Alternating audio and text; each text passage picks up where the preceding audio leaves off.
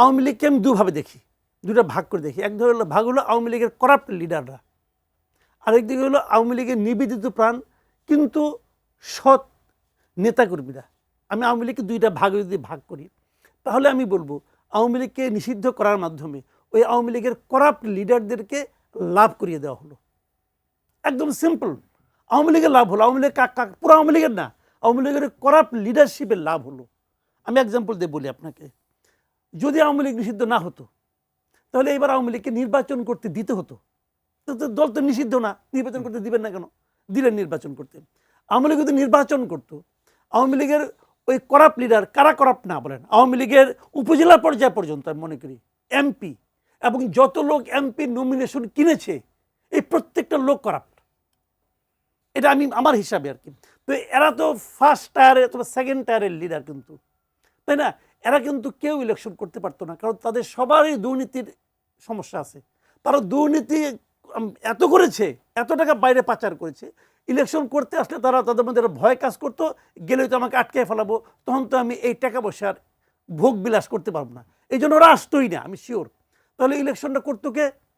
ইলেকশনটা করতো তৃতীয় এবং চতুর্থ স্তরে যারা লিডার আছে তারা, যাদের বিরুদ্ধে কোনো মামলা মোকদ্দমা নাই এবং যারা কোনো অন্যায়ের সঙ্গে জড়িতও না, তারা কিন্তু ইলেকশন করতো।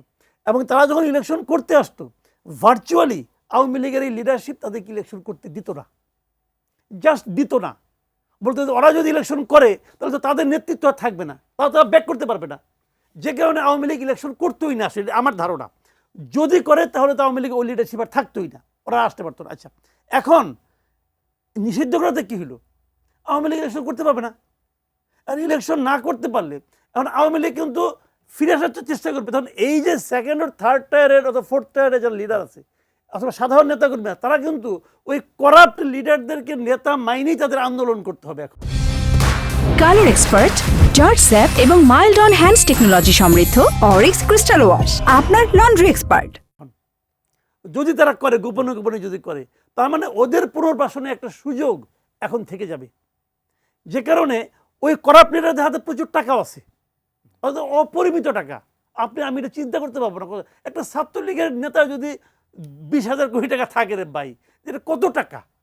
তো ওইখান থেকে যদি এক একটা মানে আসনের জন্য তারা যদি 5-6 কোটি টাকা বরাদ্দ করে দেয়, যে তোমরা এটা দিয়ে আওলা ঝাওলা বাঁধাও, একটা বোম টোম ফুটাও ভাই, প্রত্যেকটা এলাকায় এই মাদক নেশাগ্রস্ত লোকের অভাব নাই। কিন্তু 10,000 টাকা দিলে একজনের যে ই করে আসে, কোপ দিয়ে আসে, এরকম লোক বহুত আছে। কিন্তু তাহলে এগুলো হতে পারে, ওই লোকগুলো করতেও পারে। আবার উল্টাও হতে পারে, তারা চিন্তা করতে পারে যে 1,000 টাকা পাঠাবো অথবা 10,000 টাকা পাঠাবো, এটা তো আমার লস, দরকারটাকে আমি ফুর্তি করি। তারা ফুর্তি করে আকাঙ্ক্ষা থাইকে যেতে পারে। কি হবে না হবে এটা জ্যোতিষ ছাড়া কেউ বলতে পারবে না, কাজে এটা ওই লাইনে যাচ্ছি না। কিন্তু আমি মনে করছি জিনিসটা এটা হলো যে আওয়ামী লীগের নেতাকর্মী যারা, সাধারণ নেতাকর্মী যারা আছে, তৃণমূলের যারা আছেন, সমর্থক যারা আছেন, তাদের প্রতি একটা অবিচার করা হয়েছে আমি মনে করি।